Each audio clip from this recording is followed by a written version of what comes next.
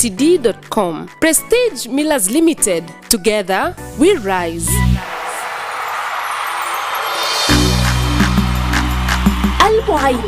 المعينين بخدمتك. لكل تجار الجملة وفر قروش أكتر على الناس. مواد غذائية بالجملة متوفرة، سكر، رز، زيت، عربيات وأكتر. جودة عالية، أسعار منافسة. للطلبات أرسل على الواتساب في 0912303076 أو 0912306078 أو قم بزيارتنا في شارع المطار. البعينين في خدمتك. لا تضيع الفرصة، الكميات محدودة.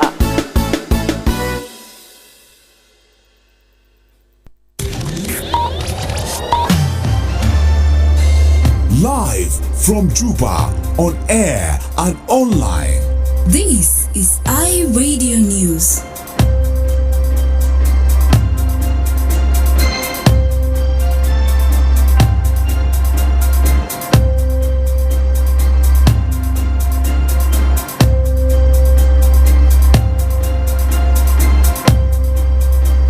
A very good morning, dear listeners. This is iRadio News. First, here are the headlines. The national government and the government of Central Equatorial State have set up a joint task force to remove all illegal checkpoints along the Juba-Nesitu-Nimule Highway. The Ministry of Foreign Affairs and International Cooperation says 27 South Sudanese cattle headers detained in Ethiopia are still awaiting repatriation. At least 10 people have died and 25 others injured after a fire broke out in a high-rise building in Lagos, Nigeria's commercial capital. This and many more stories are all coming in this news bulletin with me, Darlington Moses, and now the news in detail.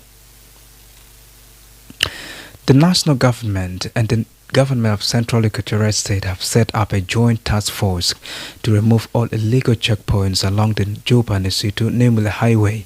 The announcement followed a visit by Central Equatorial State Deputy Governor Paulino Lokudu Obede, South Sudan Revenue Authority Commissioner General Simon Akwe-Dang, and Juba County Commissioner Emmanuel Tete Esbon to the Nesitu checkpoint on Thursday.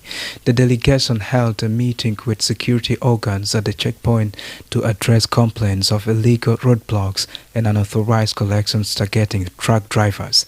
The task force will be chaired by the Commissioner of Customs Service and will oversee the removal of all unlawful checkpoints except those justified for legitimate security operations. The Nesitu checkpoint, located about 23 kilometers from Juba in Akile Payam, hosts a custom office where goods entering the capital from East Africa are cleared before proceeding to the city. The Ministry of Foreign Affairs and International Cooperation says 27 South Sudanese cattle headers detained in Ethiopia are still awaiting repatriation. On Monday, the governor of Eastern Equatorial State told iRadio that the headers were expected to arrive in Juba by Wednesday.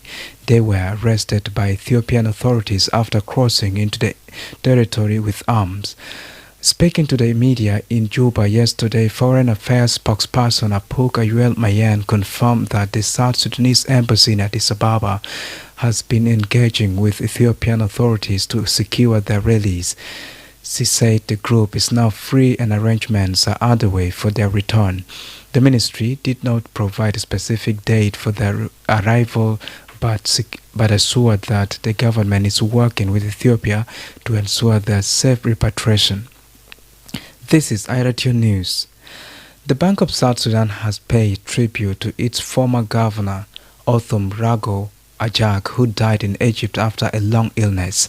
According to his family, Ajak passed away on September 17, 2025 in Cairo, where he had been transferred for further treatment.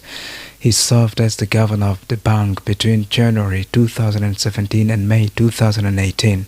In a statement issued on Thursday evening, the central bank's board of directors and its staff said they were shocked by his passing and extended condolences to his family. The statement described Ajak as a man remembered for his self-denial, warmth and diligence, adding that during his tenure, staff welfare was a priority. Born in 1954 in Upper Nile State, Ajak is survived by his 5 daughters, sons, and several grandchildren. He had 2 wives. His family said the remains will arrive in Juba on Monday for funeral and burial. And now to the stories making headlines in the African region. At least 10 people have died and 25 others injured after a fire broke out in a high-rise building in Lagos, Nigeria's commercial capital. Videos on social media on Tuesday showed occupants of the 7-story Afriland towers jumping out of the 3rd and 4th floors when the fire started. The victims were commercial workers who were trapped inside the building, which is host to most commercial companies and organizations in the city. Most of the survivors suffered burns and fracture injuries while trying to escape, while others had respiratory distress from smoke inhalation. Authorities say the occupants become disoriented due to rapid smoke spread and lack of clear evacuation guidance, and desperate occupants broke windows to jump, leading to severe trauma. And finally, 11 people detained in Ghana after being deported from the U.S. have sued the West African nation's government. Their lawyer has told BBC. Oliver Baka Vamumor said the deportees had not violated any Ghanaian law and their detentions in a military camp was therefore illegal. He wanted the government to produce the group in court and justify why they were being held against their will. The lawyer added the government had not yet responded or commented on the lawsuit, but has previously said that it plans to accept another 40 deportees. Opposition members of parliament are demanding the immediate suspension of the deportation deal until parliament ratifies it, saying this was required under Ghanaian law. This is iRadio News, and now to end this bulletin, let's have the recaps on the top stories once again.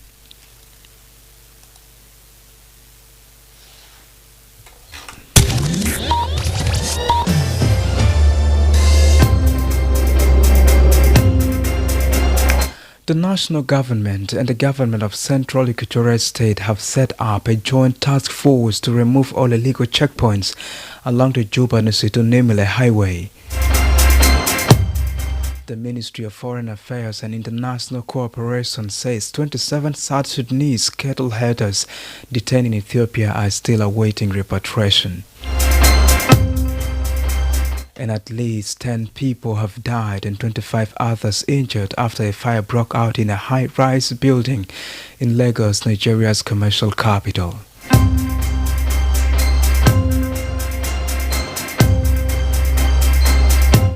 That's the end of iRadio Morning News. If there's a story or an event you'd like iRadio to cover or report about, please send us a text message on +211 925 287 870. It's also a WhatsApp number. Follow us on X iRadio Juba, like our Facebook page iRadio, subscribe to our YouTube channel at iRadio South Sudan. You can also visit our website and listen to us online at www.iradio.org. Stay tuned for news in Arabic at the top of the hour. I am Darlington Moses. Thanks for listening.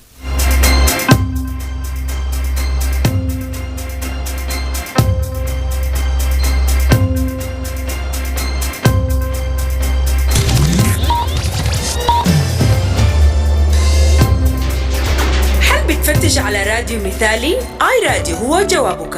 لا تختار آي راديو في 5 الأسباب المغنادل.